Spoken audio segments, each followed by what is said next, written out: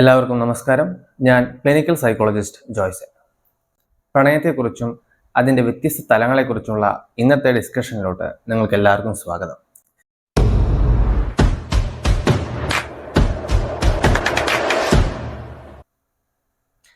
അടുത്ത തരത്തിലുള്ള ലവ്, നാലാമത്തെ തരത്തിലുള്ള ലവ് ആണ് എംപ്റ്റി ലവ്. അതെ, പൊള്ളയായ ഇഷ്ടം എന്നൊക്കെ നമുക്കിതിനെ മലയാളത്തിൽ പറയാം. ഇതിനെ കോമ്പോണൻസ് എന്ന് പറയുമ്പോൾ ഒന്നേ ഒന്നുള്ളൂ മെയിൻ കോമ്പോണൻറ്റ്, അത് കമ്മിറ്റ്മെൻ്റ് ആണ്. ഇതിൽ ഇത്തരത്തിലുള്ള ഒരു എംപ്റ്റി ലവ് റിലേഷൻഷിപ്പിൽ പാഷൻ ഉണ്ടായിരിക്കില്ല, ഇൻറ്റിമസി ഉണ്ടായിരിക്കില്ല. അതേസമയം തന്നെ ഒരു സ്ട്രോങ് ആയിട്ടുള്ള ലവിൽ തുടങ്ങിയിട്ടുള്ള രണ്ട് പേര് ഒരു എംപ്റ്റി ലെവലോട്ടും എത്തിച്ചേരാം. അതേസമയം തന്നെ ഇതിൻ്റെ റിവേഴ്സും സംഭവിക്കാം. അതായത് എംപ്റ്റി ലെവലിൽ തുടങ്ങിയിട്ടുള്ളവർ ഒരു സ്ട്രോങ്ങർ ആയിട്ടുള്ള ആ ഒരു കൺസ്യൂമേറ്റ് ലെവലൊക്കെ എത്തിച്ചേരാനും വളരെ സാധ്യതയുണ്ട്. അതിനൊരു ഉദാഹരണമാണ് ഒരു അറേഞ്ച്ഡ് മാരേജ്. അതിൽ എംപ്റ്റി ലവിൽ നിന്ന് തുടങ്ങിയിട്ട് അതിനുശേഷം തമ്മിൽ അറിഞ്ഞ് ഡീപ്ലി റിലേറ്റ് ചെയ്ത് വരുമ്പോൾ അവർ ഒരു പരിപൂർണമായിട്ടുള്ള ലവിൽ എത്തിച്ചേരുന്ന അവസ്ഥ നമ്മൾ കാണാറുണ്ട്. ഇനി എംപ്റ്റി ലവിന് ഉദാഹരണം പറയുകയാണെങ്കിൽ പ്രിയയും അരുണും 15 വർഷമായിട്ട് മാരീഡാണ്. 15 വർഷത്തെ ദാമ്പത്യ ജീവിതം അവരെ വളരെയധികം അകറ്റി തുടങ്ങിയിരിക്കുന്നു. അവർ തമ്മിൽ ഒരു കോമൺ ഇൻട്രസ്റ്റുകളും ഹോബീസും ഫീലിങ്സും ഒന്നും തന്നെ ഷെയർ ചെയ്യുന്നില്ല. വളരെ വിരളായിട്ടാണ് രണ്ടുപേരും തന്നെ സംസാരിക്കുന്നതും സമയം സ്പെൻഡ് ചെയ്യുന്നതും. അവർക്ക് രണ്ടുപേർക്കും തമ്മിലുള്ള ആ പാഷനും ആ ഇൻറ്റിമസിയും ഒക്കെ നഷ്ടപ്പെട്ടിരിക്കുന്നു. രണ്ടുപേരും ഒരുമിച്ച് താമസിക്കുന്ന പറയുന്നത് കടപ്പാടും അതുപോലെ തന്നെ കൺവീനിയൻസും സമൂഹത്തിൻ്റെ പ്രഷറും മറ്റും മൂലം മാത്രമാണ്. അവർക്ക് വളരെ ഉയർന്ന തരത്തിലുള്ള കമ്മിറ്റ്മെൻ്റ് ഉണ്ട്, പക്ഷെ അവർക്ക് ഇൻറ്റിമസിയും ഇല്ല, പാഷനും ഇല്ല. അവർ ഒരു തരത്തിലുള്ള എംപ്റ്റി ലവിലൂടെ, അതായത് ഇൻറ്റിമസിയും പാഷനും ഇല്ലാത്ത ഒരു എംപ്റ്റി ലവിലൂടെ, ഓൺലി കമ്മിറ്റ്മെൻറ്റ് മാത്രമായിട്ടുള്ള എംപ്റ്റി ലവിലൂടെയാണ് മുന്നോട്ട് പോയിക്കൊണ്ടിരിക്കുന്നത്. ഇത്തരത്തിലുള്ള ഒരു ലവിന് ഏറ്റവും മികച്ചൊരു ഉദാഹരണം നമുക്ക് കാണാൻ സാധിക്കുന്നത് ഹിന്ദിയിലുള്ള രബ്നെ ബനാദി ജോഡി എന്ന് പറയുന്ന ആ മൂവിയിലാണ്. ഈ മൂവിയിൽ സുരീന്ദർ സാനിയും താനി പാർട്ട്ണറും സുരീന്ദർ സാനിയും താനിയും റിലേറ്റ് ചെയ്ത് തുടങ്ങുന്ന ഒരു എംപ്റ്റി ലെവലിലൂടെയാണ്. താനിയുടെ അച്ഛൻ മരിക്കുന്ന സമയത്ത് സുരീന്ദർ സാനി, അതായത് ഷാരൂഖ് ഖാനാണ് സുരീന്ദർ സാനിയുടെ ക്യാരക്ടർ ചെയ്തിരിക്കുന്നത്, താനി അനുഷ്ക ശർമ്മയാണ് ചെയ്തിരിക്കുന്നത്. അപ്പോൾ താനിയുടെ ഫാദർ മരിക്കുന്ന സമയത്ത് താനിയുടെ കൈ സുരീന്ദർ സാനിയുടെ കയ്യിൽ വെച്ച് കൊടുത്തിട്ട് നിങ്ങൾ രണ്ടുപേരും കല്യാണം കഴിച്ച് ജീവിതം മുന്നോട്ട് കൊണ്ടുപോകണം എന്നുള്ളൊരു റിക്വസ്റ്റ് നടത്തുകയാണ്. അതിൻ്റെ ഭാഗമായിട്ടാണ് താനി അവിടെ റിലേറ്റ് ചെയ്ത് തുടങ്ങുന്നത്. തുടക്കത്തിൽ അവിടെ ഒരു സ്നേഹവും ഒരു ഇൻറ്റിമസിയും ഒരു പാഷനും ഒന്നും അവിടെ നമുക്ക് കാണാൻ സാധിക്കുന്നില്ല. ആ റിലേഷൻഷിപ്പ് പതിയെ അങ്ങ് മുന്നോട്ട് പോവുക, കംപ്ലീറ്റ്ലി എംപ്റ്റി ലവ് ആയിട്ട്. ഓൺലി കമ്മിറ്റ്മെൻറ്റ് മാത്രമേ അവിടെയുള്ളൂ, പാഷനും ഇല്ല, ഇൻറ്റിമസിയും ഇല്ല. അങ്ങനെ വളരെ മുന്നോട്ട് പോയിട്ട് അവസാനമാണ് ആ സിനിമയിൽ മാറ്റങ്ങൾ വന്നിട്ട് അതൊരു കൺസ്യൂമേറ്റ് ലവ് എന്ന് പറയുന്ന നമ്മളിത് പറയാൻ പോവുകയാണ്. കൺസ്യൂമേറ്റ് ലവ് എന്താണെന്നുള്ളത് അത് അടുത്ത വരുന്നതിൽ നമ്മൾ പറയുന്നതായിരിക്കും. സോ അങ്ങനത്തെ ഒരു കൺസ്യൂമേറ്റ് ലെവലോട്ട് ലാസ്റ്റ് ആ രാജായിട്ട് ആ സ്റ്റേജിൽ ഡാൻസ് തുടങ്ങിയിട്ട് അത് സുരീന്ദർ സാനിയാണെന്ന് മനസ്സിലാക്കിയിട്ടുള്ള ശേഷമാണ് ഒരു തരത്തിലുള്ള ഒരു കൺസ്യൂമേറ്റ് ലെവലോട്ട് ആ ഒരു ഭാവിയിൽ എത്തിച്ചേരുക. സോ രബ്നെ ബനാദി ജോഡി നിങ്ങൾ കണ്ടിട്ടില്ലെങ്കിൽ തീർച്ചയായിട്ടും പോയി കാണാം. അതിൽ സുരീന്ദർ സാനിയായിട്ട് താനി തുടക്കം തന്നെ റിലേറ്റ് ചെയ്ത് തുടങ്ങുന്ന രീതിയാണ് എംപ്റ്റി ലവ് എന്ന് പറയുന്നത്. പക്ഷെ അതിൻ്റെ കോഴ്സ് എന്ന് പറയുന്നത് പതുക്കെ മാറുന്നതായിട്ട് ആ സിനിമയിൽ നമുക്ക് കാണാനായിട്ട് സാധിക്കും. അഞ്ചാമത് റോബർട്ട് സ്റ്റേൺബർഗ് പറയുന്ന ലവ് ടൈപ്പാണ് റൊമാൻറ്റിക് ലവ് എന്ന് പറയുന്നത്.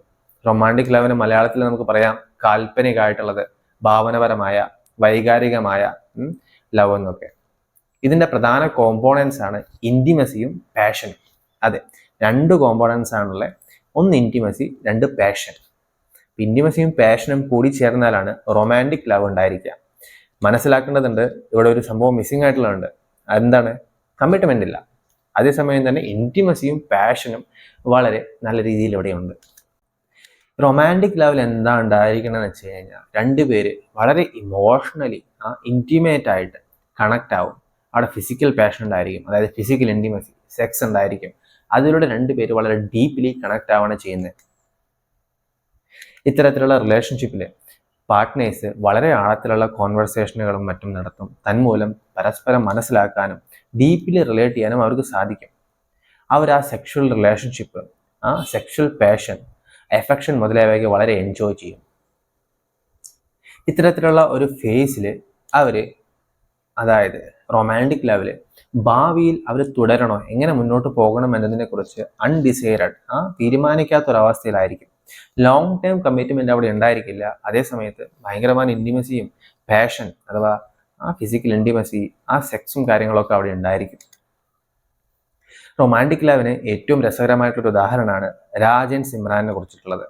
രാജും സിമ്രാനും ഒരു റൊമാൻറ്റിക് റിലേഷൻഷിപ്പിലാണ്.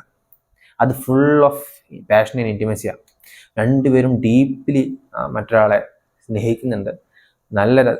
നല്ല രീതിയിലുള്ള ഒരു സെക്ഷൽ ഇൻറ്റിമസി, ഒരു ഫിസിക്കൽ ഇൻറ്റിമസി അവിടെ സംഭവിക്കുന്നു. നല്ല രീതിയിലുള്ള ഒരു ഇമോഷണൽ കണക്ഷൻ അവിടെ സംഭവിക്കുന്നു. അവരുടെ ചിന്തകൾ, ഫീലിങ്സുകൾ, സ്വപ്നങ്ങൾ പരസ്പരം പങ്കുവയ്ക്കുന്നു. പക്ഷേ രണ്ടുപേരും തമ്മിൽ കമ്മിറ്റ്മെൻ്റ് ഇല്ല. അവർ രണ്ടുപേരും കല്യാണം കഴിക്കാനോ കുട്ടികൾ ഉണ്ടാക്കാനോ അവരുടെ ആ റിലേഷൻഷിപ്പ് എവിടെയാണ് പോയി അവസാനിക്കുന്നത് എന്ന് മുൻകൂട്ടി കാണാനോ കൂടെ ഇരുന്ന് ചിന്തിക്കാനോ ശ്രമിച്ചിട്ടില്ല. അവർ തുടരുന്നത് കൈൻഡ് ഓഫ് റൊമാൻറ്റിക് ലെവലാണ്. ഇൻറ്റിമസിയും പാഷനും ഉണ്ട്, കമ്മിറ്റ്മെൻ്റ് ഇല്ല. ഇത്തരത്തിലുള്ള ഒരു ലവിനൊരു ഉദാഹരണമാണ് നമ്മൾ മായാനദി എന്ന മൂവിയിൽ കാണാനായിട്ട് നമുക്ക് സാധിക്കുക. നമ്മളിവിടെ പറയുന്ന സിനിമയിലുള്ള ആ എക്സാമ്പിൾസ് എന്ന് പറയുന്നത് ഒരു പെർഫെക്റ്റ് എക്സാമ്പിൾ അല്ല. ഞാൻ പറയുന്ന കൺസെപ്റ്റുകൾക്കുള്ള ഒരു പെർഫെക്റ്റ് എക്സാമ്പിൾ അല്ല. ഇനി ഞാൻ ഈ സിനിമകൾ കണ്ടേക്കുന്നത് വളരെ മുമ്പുമാണ്. സോ നിങ്ങളുടെ രീതിയിൽ കാണാം. അതിനെ നിങ്ങൾ എങ്ങനെയാണ് ഞാൻ പറയുന്ന ഈ 8 ലവ് ടൈപ്പുകൾ എന്നുള്ളതായിട്ട് നിങ്ങൾ കമ്പയർ ചെയ്യുക. അതിൽ ചെറുതായിട്ട് അത്ര പ്രിസിഷൻ ഉണ്ടായിക്കൊള്ളണമെന്നില്ല. കാരണം എന്തെന്ന് വെച്ച് കഴിഞ്ഞാൽ അത് മൂവിയാണ്. അത് വളരെ വ്യത്യസ്ത തരത്തിലുള്ള ഈ തിയറിയിൽ നിന്നും ചെറുതായിട്ട് മാറി നിൽക്കുന്നതായിരിക്കാം. കാരണം ഞാൻ തരുന്ന എക്സാമ്പിൾസ് പക്ക ആ തരത്തിലുള്ള ലവിനെ പ്രതിദാനം ചെയ്തു കൊള്ളുന്നൊരു നിർബന്ധവുമില്ല. പക്ഷേ മോർ ഓർ ലെസ് റിലേറ്റഡ് ആയിട്ടുള്ളതാണ് ഞാൻ പറയുന്നത്. സോ നിങ്ങൾക്കൊരു പരിധി വരെ അതിനെ മനസ്സിലാക്കാൻ സാധിക്കും. ഈ മായാനദി എന്ന സിനിമയിൽ മാത്തൻ അപ്പുവായിട്ട് വളരെ ആഴത്തിലുള്ളൊരു സ്നേഹത്തിലാണ്. അവർക്ക് വളരെ ക്ലോസ്ഡ് ആയിട്ടുള്ള റിലേഷൻഷിപ്പ് ഉണ്ട്. പാസ്റ്റിൽ വളരെ ക്ലോസ്ഡ് ആയിട്ടുള്ള റിലേഷൻഷിപ്പ് ഉണ്ട്. അതിനുശേഷം കുറേ നാളെ റിലേഷൻ മുന്നോട്ട് പോയതിനു ശേഷം അപ്പു മനസ്സിലാക്കുകയാണ്, അതായത് മാത്തൻ്റെ സ്നേഹം എന്ന് പറയുന്നത് ഒരു റിയലിസ്റ്റിക് ആയിട്ടുള്ളതല്ല. ഈ മനസ്സിലാക്കലിൻ്റെ ഭാഗമായിട്ട് അപ്പു മാത്തൻ്റെ അടുത്തു നിന്നും ഒരു ഡിസ്റ്റൻസ് എടുക്കാനായിട്ട് ശ്രമിച്ചുകൊണ്ടിരിക്കുന്നതാണ് ആ മൂവിയിൽ നമുക്ക് കാണാൻ സാധിക്കുന്നത്.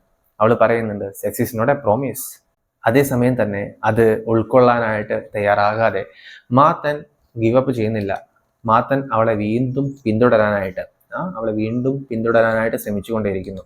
എന്തെങ്കിലുമൊക്കെ അവളുടെ ഹൃദയത്തെ അതിജീവിക്കാൻ അല്ലെങ്കിൽ ഹൃദയത്തെ ജയിക്കാൻ സാധിക്കും എന്നുള്ള ആ ചിന്തയിൽ അവളെ പിന്തുടർന്നുകൊണ്ടേയിരിക്കുന്നു. അവൻ വിശ്വസിക്കുകയാണ് അപ്പുവാണ് അവൾക്കുള്ള ഒരു ഗോഡ് മെയ്ഡ്, അതായത് ദൈവം ഉണ്ടാക്കിയിട്ടുള്ള പാർട്ട്ണർ എന്ന് പറയുന്നത്.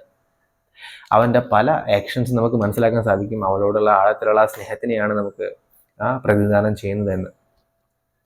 മാത്തൻ എന്ന് പറയുന്നത് ഒരു പാഷനേറ്റ് ലവിൻ്റെ, ഒരു റൊമാൻറ്റിക് ലവിൻ്റെ ഏറ്റവും നല്ലൊരു ഉദാഹരണമായിട്ട് നമുക്ക് കണക്കാക്കാം.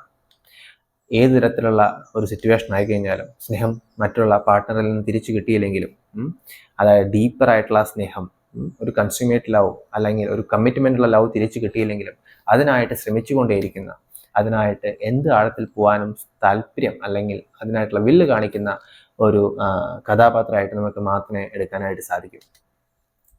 അടുത്ത തരത്തിലുള്ള ലവ് ആണ് കമ്പാനിയനേറ്റ് ലവ് എന്ന് പറയുന്നത്. അതായത് മലയാളത്തിൽ നമുക്ക് പറയാം സഹവാസപരമായിട്ടുള്ള സ്നേഹം എന്ന് പറയുന്നത്. ഇത്തരത്തിലുള്ള ഒരു സ്നേഹത്തിൽ 4 ഘടകങ്ങളാണുള്ളത്. ലൈക്കിംഗ്, അതുപോലെ തന്നെ ഇൻറ്റിമസി. കമ്പാനിയറ്റ് ലവിൽ നിങ്ങൾ മനസ്സിലാക്കേണ്ടതുണ്ട്, ഇൻറ്റിമേറ്റ് ആയിട്ടുള്ള റിലേഷൻഷിപ്പാണ്. അതേസമയം തന്നെ പാഷൻ, ആ ഡിസയർ എന്ന് പറയുന്ന ഫാക്ടർ അവിടെ ഇല്ല. ഇവിടെ ലൈക്കിംഗ്, ഇഷ്ടപ്പെടുക, അതായത് ഇൻറ്റിമസി. അതായത് ലൈക്കിംഗ് ഇൻറ്റിമസി എന്ന് പറയുന്നത് സംവെയർ കൈൻഡ് ഓഫ് സിമിലർ ആയിട്ടുള്ള കൺസെപ്റ്റ്സ് ആണ്. ഇൻറ്റിമസി ലൈക്കിങ്ങും ഉണ്ട്, അവിടെ കമ്മിറ്റ്മെൻ്റ് ഇല്ല. അത്തരത്തിലുള്ള റിലേഷൻഷിപ്പാണ് കമ്പാനിയനേറ്റ് ലവ് എന്ന് പറയുന്നത്. സഹവാസയോഗ്യമായിട്ടുള്ള ലവ്. അവിടെ പാഷൻ ഉണ്ടായിരിക്കില്ല, ഡിസയർ ഉണ്ടായിരിക്കില്ല, സെക്ഷുവൽ ഡിസയർ ഉണ്ടായിരിക്കില്ല. കൂടാതെ ഇത് ഒരു സാധാരണ ഫ്രണ്ട്ഷിപ്പിനേക്കാളും സ്ട്രോങ്ങർ ആയിട്ടുള്ളതാണ്. കാരണം അവിടെ ലോങ് ടൈം കമ്മിറ്റ്മെൻ്റ് ഉണ്ട്.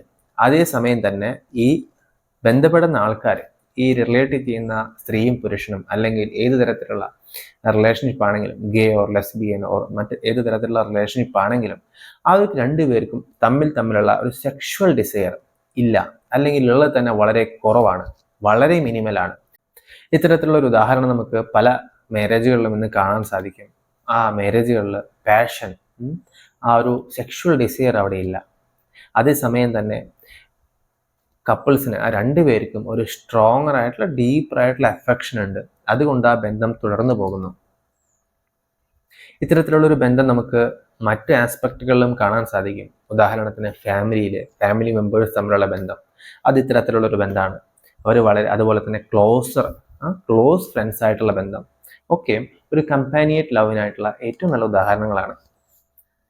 കമ്പാനിയേറ്റ് ലവിന് ഒരു കഥയിലൂടെ ഉദാഹരണം പറയുകയാണെങ്കിൽ നിങ്ങൾക്ക് ശ്രദ്ധിക്കാം.